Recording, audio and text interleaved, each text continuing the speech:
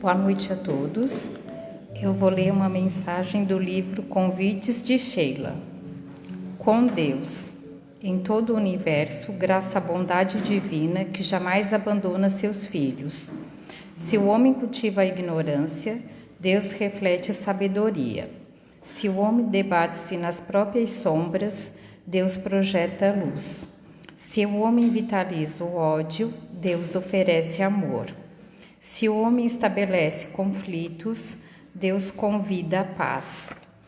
Em todos os lances da vida, coloca-te sob o amparo divino, cultivando a prece e agindo no bem. É possível que, em meio à marcha evolutiva, enfrentes obstáculos e dificuldades. Com Deus, porém, alcançarás o porto de paz, concretizando a tua vitória espiritual. Desejo uma boa palestra a todos.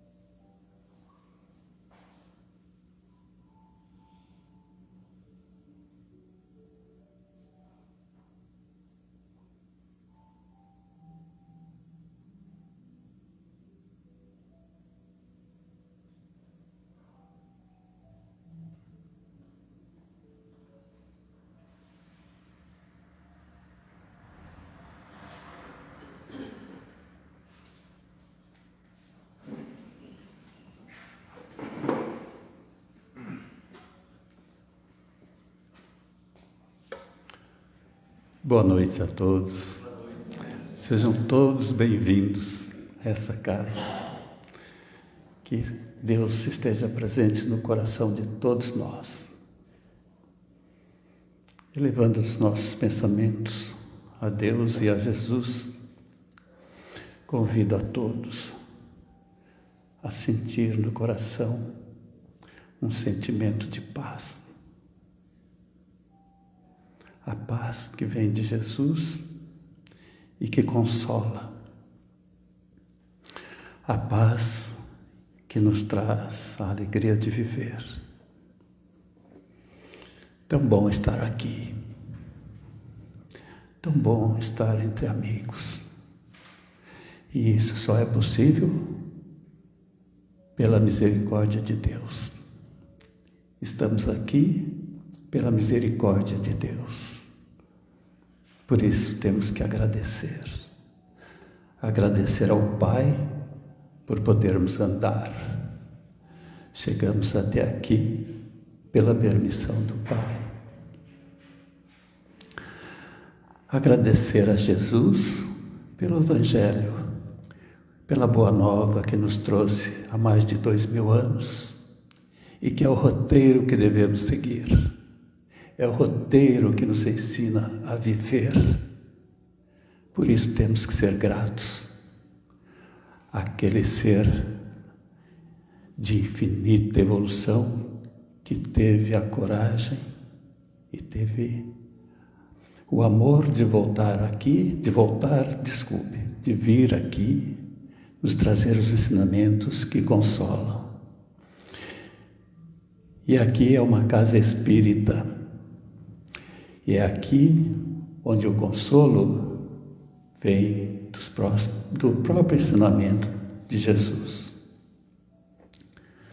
Pai de infinito amor, louvado sejas, Pai nosso que estás em toda parte, que está dentro e fora de nós. Bendito seja, Senhor, por nos permitir a presença aqui. Essa noite, com a presença do Carlos, que vai nos passar as palavras de conforto também. Obrigado, Carlos. Obrigado. E assim seja.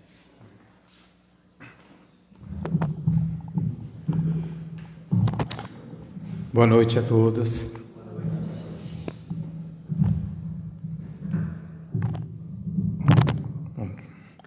É muito bom retornarmos a esta casa e agradecemos a Deus, pedindo a Ele também que abençoe a todos aqueles que hoje serão eleitos para cargos públicos, para que possam trabalhar em prol da nossa grande nação brasileira. Eu criei o hábito de, olhando as redes sociais, procurar palestras não só no meio espírita, mas também em outras casas evangélicas, católicas, porque sempre surge algo que nos surpreende. E esta semana, ouvindo a pregação de um padre, eu ouvi algo que mexeu muito comigo. Ele disse: se você é cristão e está numa posição confortável e está numa situação confortável, você está fazendo alguma coisa errada. E eu achei isso extremamente profundo. Este padre, com certeza, é um profundo conhecedor da natureza humana e sabe que nós, sendo cheios de defeitos e imperfeições, ao travarmos contato com o Evangelho do Cristo, sabemos do trabalho que temos que realizar dentro de nós. E se nós nos dizemos cristãos e estamos numa posição confortável sem fazer o que sabemos que devemos fazer, estamos fazendo alguma coisa errada. E é justamente sobre este fazer, sobre essa transformação moral que devemos todos nós realizar, que eu gostaria de trazer a história de uma figura bíblica que é pouco comentada, mas que realizou a maior transformação moral de que se tem história até hoje. A Galileia, ao tempo de Jesus, era um local bucólico que tinha um clima extremamente agradável, proporcionado pelo lago de Genezaré. O mar da Galileia também, como era conhecido.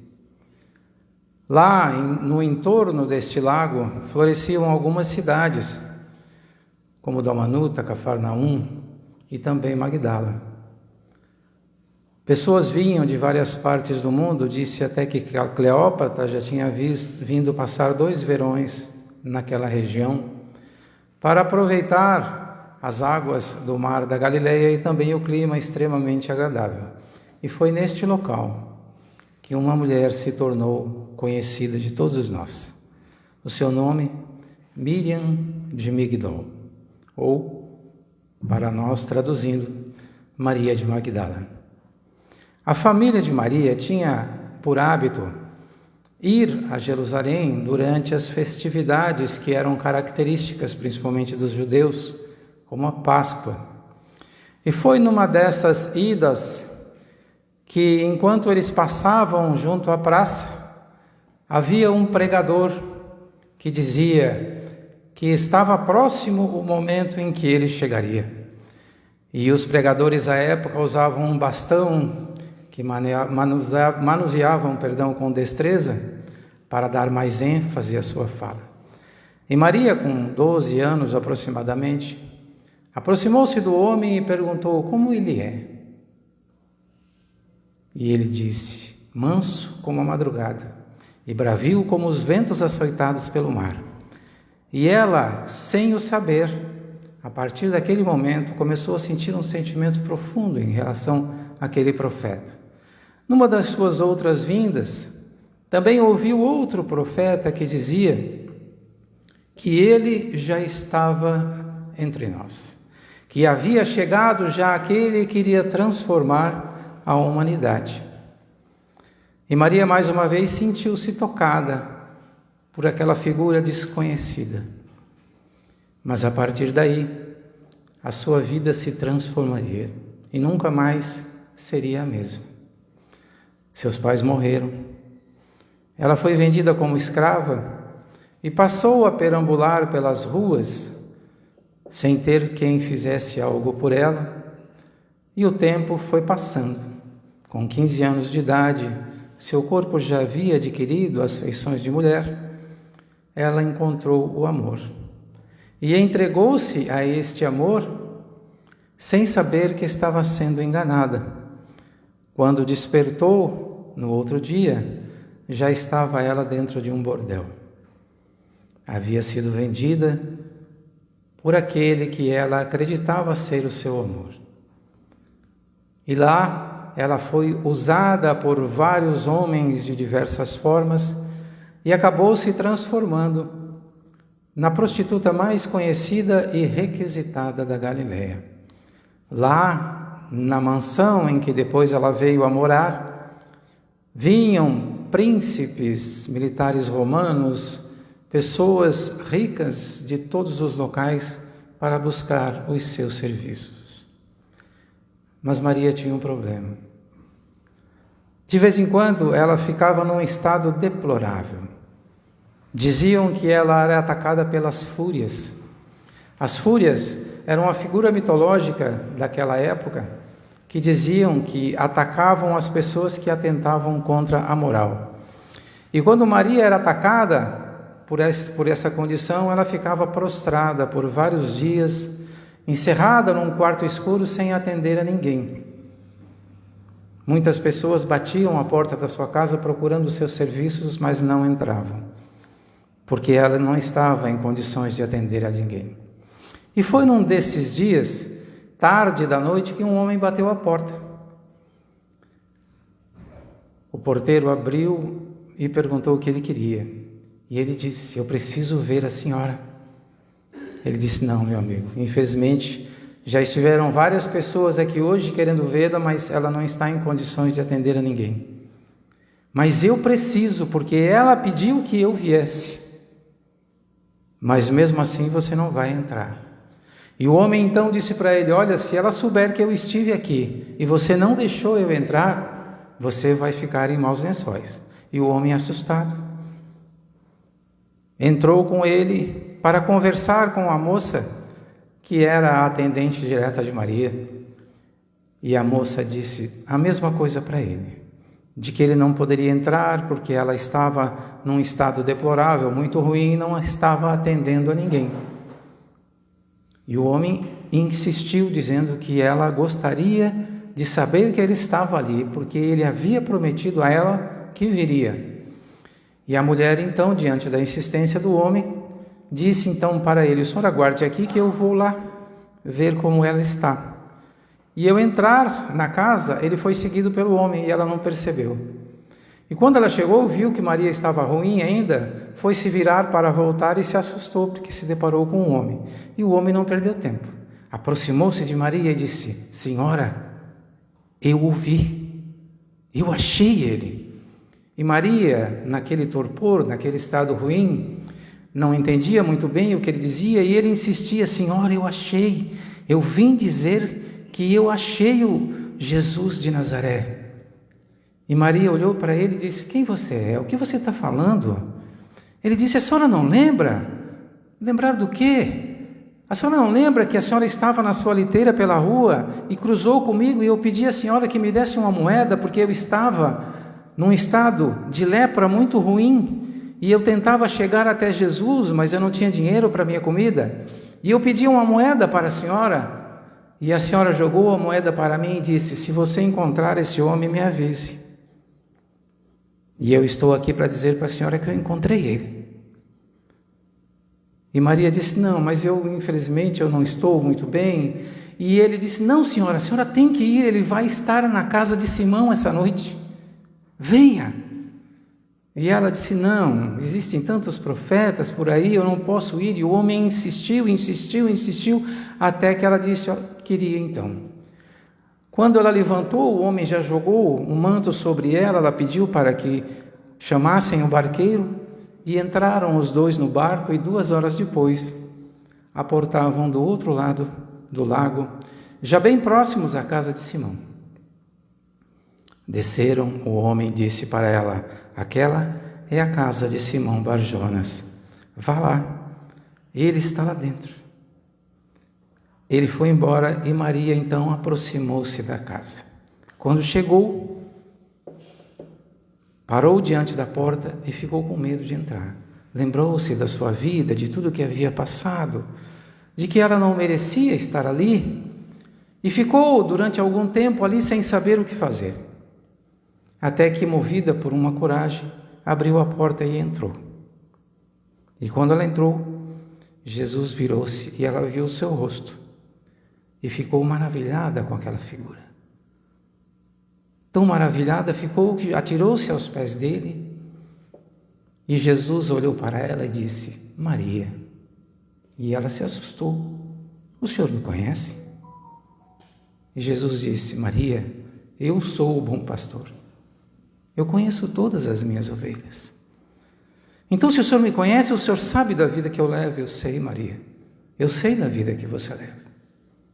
Então o senhor sabe que eu vivo uma vida de depravações e tudo. Ele disse: sei, Maria, mas não é importante o que você fez, o importante é o que você vai fazer daqui para frente. E ali travaram aquela conversa que mudou completamente a vida daquela mulher. Quando saiu da casa de Jesus, dizendo a ele que desejava servi-lo, e Jesus disse: eu vou aceitar o seu sacrifício, Maria, mas não agora, depois.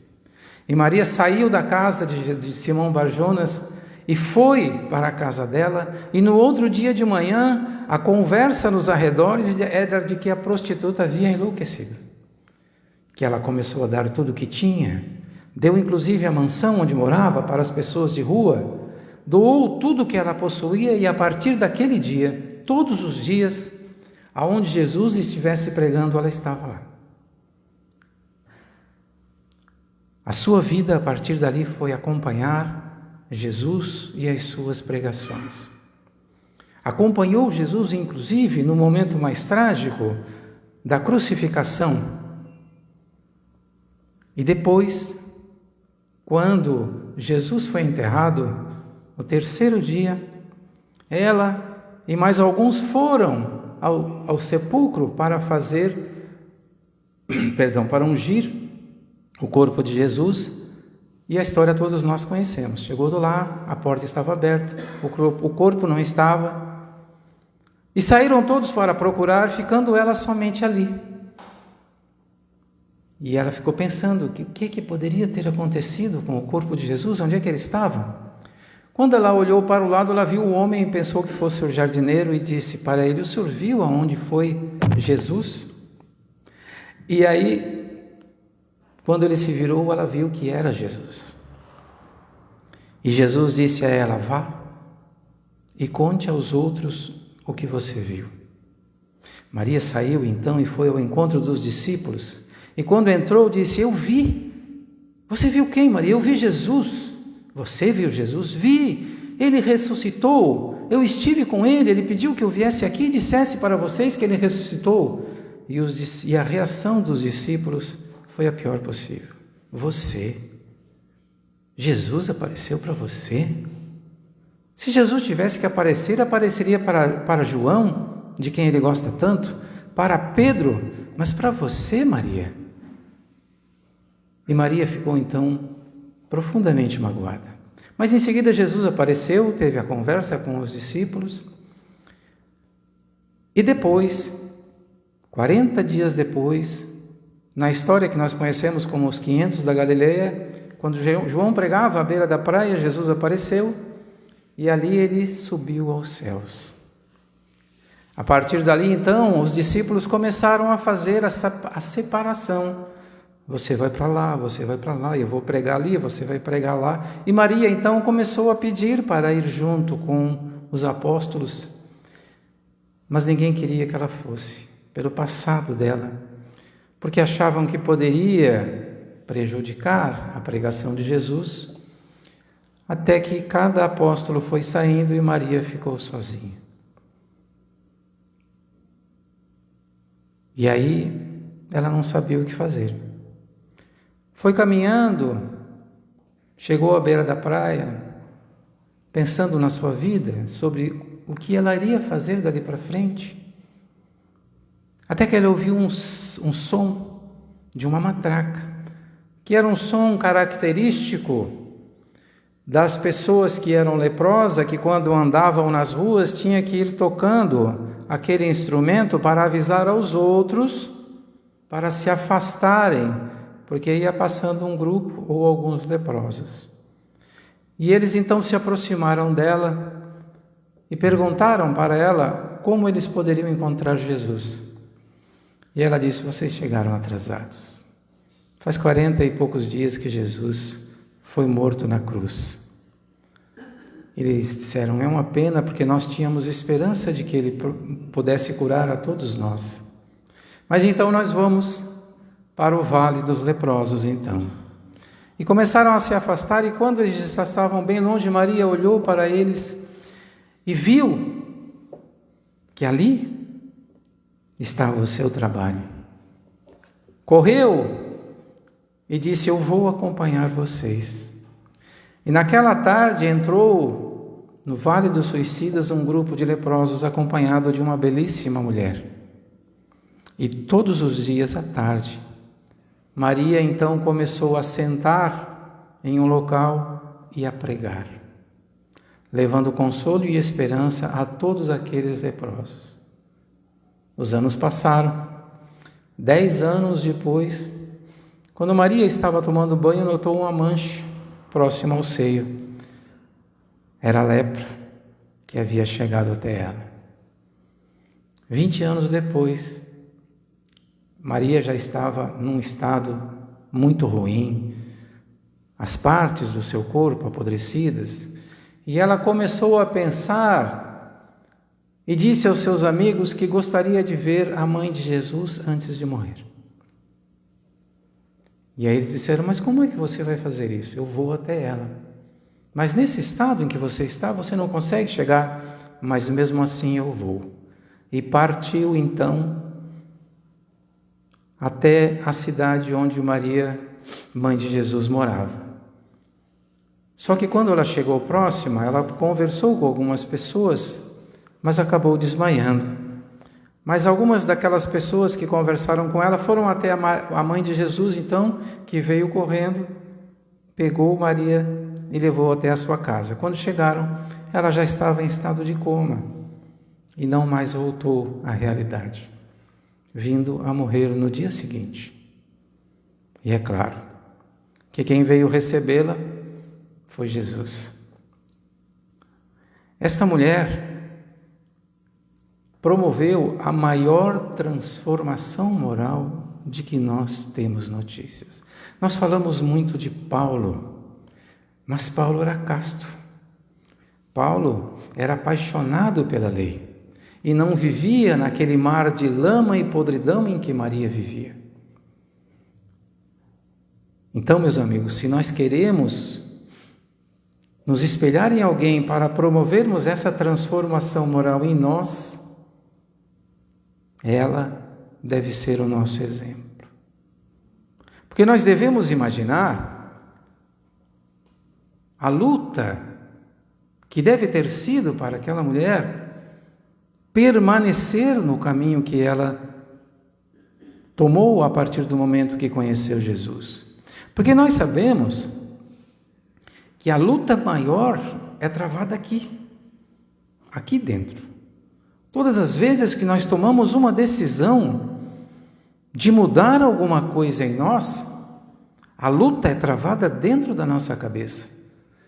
Haja vista, por exemplo, a luta dos alcoólatras, que vão travar uma batalha diária, todos os dias.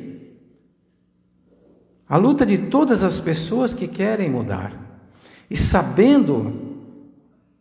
conhecendo o ensinamento de Jesus e conhecendo tudo aquilo que nós precisamos fazer, é necessário que nós nos armemos desta força moral para sustentarmos esta luta todos os dias, que não deve ter sido uma luta nada fácil para Maria. A gente sabe, quantos de nós já decidimos fazer um regime e sustentamos a decisão por quantos dias? 2 dias? Uma semana? Então, meus amigos, é extremamente importante que nós busquemos o conhecimento que a doutrina espírita nos traz, para que possamos promover este trabalho, porque esta é a grande missão que nós trouxemos para cá. Não se enganem. A nossa missão não é fazer a caridade para os outros, claro que isso tudo é importante. Mas quando Kardec perguntou aos espíritos qual é a finalidade da reencarnação, a resposta que eles deram foi a transformação moral da humanidade. E a transformação moral da humanidade, ela só ocorre quando nós nos transformamos. Quando nós fazemos aquilo que Kardec nos disse, que o verdadeiro espírita é aquele que é reconhecido pela sua transformação moral e pela luta que empreende para domar as suas más inclinações. Agora, o primeiro passo que nós temos que dar para essa transformação, e se nós não fizemos isso ainda, nós podemos estar na casa espírita há 20, 30 anos. E se nós não fizemos ainda, nós não começamos o trabalho. O primeiro passo é o autoconhecimento. Porque se eu não me conheço, eu não sei o que é que eu preciso mudar. Não adianta eu ir para grupo de estudo, eu participar de grupo mediúnico, eu fazer tudo isso se eu não promover o autoconhecimento. E promover o autoconhecimento é extremamente difícil. Porque nós temos uma péssima mania, né? Existe uma lenda indiana que diz que a humanidade caminha no seu processo evolutivo numa fila indiana, sabe, um atrás do outro. E que nós carregamos 2 bolsas, cada um. À minha frente eu carrego a bolsa das minhas virtudes e às minhas costas a bolsa dos meus defeitos. Então a lenda diz que eu estou sempre vendo as minhas virtudes e os defeitos dos outros. Então enxergar os meus defeitos, para que eu consiga fazer isso, eu tenho que fazer uma análise isenta de tudo. Porque o que nós mais vemos são pessoas que culpam a tudo e a todos, menos a si mesmo.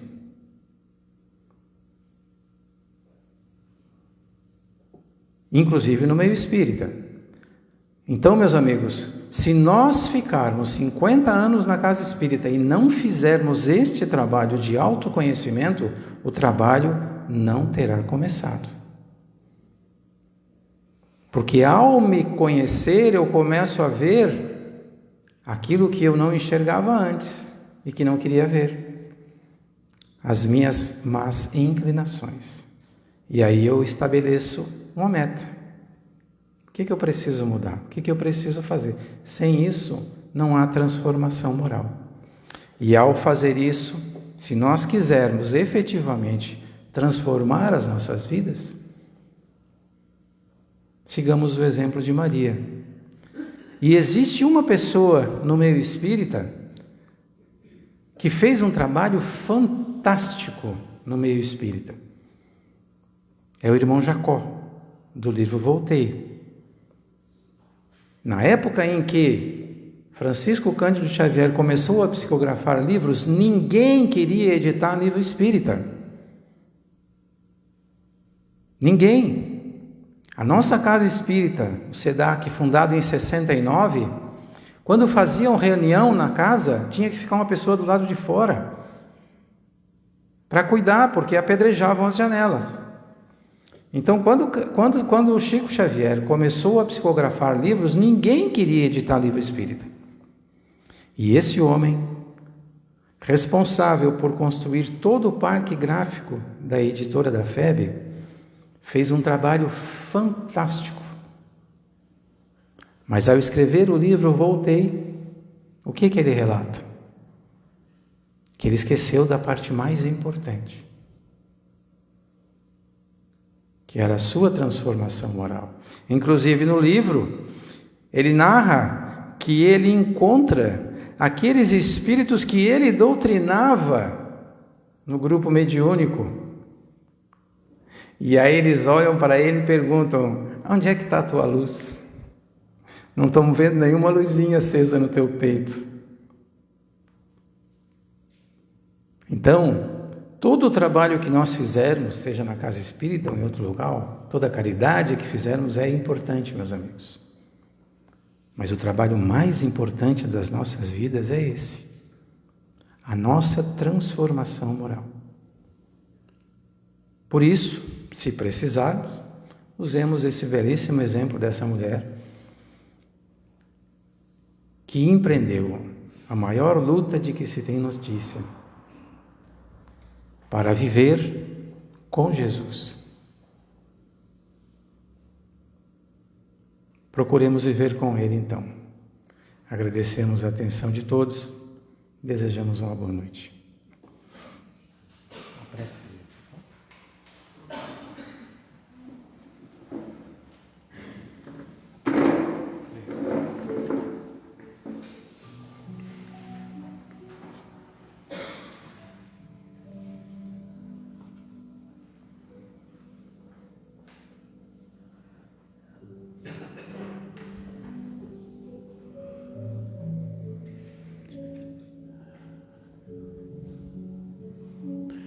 Depois de recebermos essa bênção que foi concedida pelo Pai, queremos agradecer por estarmos aqui. Essas palavras calaram fundo dentro de nós. E seria bom que cada um de nós pensássemos muito no que foi dito aqui. A transformação moral, que é uma das guerras que temos que enfrentar. A guerra que temos que nos enfrentar para, com a ajuda de Jesus, possamos nos conhecer. O exemplo que foi dado toca fundo o nosso coração. Porque, primeiro de tudo, Maria precisou se perdoar. E nós também temos que nos perdoarmos pelo passado e começar do zero. Começar no dia a dia, procurando cada vez mais melhorar os nossos pensamentos e as nossas atitudes. E é por isso, Jesus, que pedimos o teu amparo, que tenhamos coragem de nos olhar para dentro de nós e ver o que tem que ser feito. Bendito sejas, irmão maior, pelo teu sacrifício. Ao sairmos daqui, que possamos levar dentro de nós a paz de Jesus, levar para os nossos lares e que essa paz possa permanecer nos nossos corações para enfrentar o dia a dia, enfrentar acima de tudo a nossa decisão de melhorar cada vez mais. Agradecendo mais uma vez a Deus e a Jesus, pedimos permissão para dar por encerrado a exposição doutrinária da noite de hoje, dizendo que assim seja.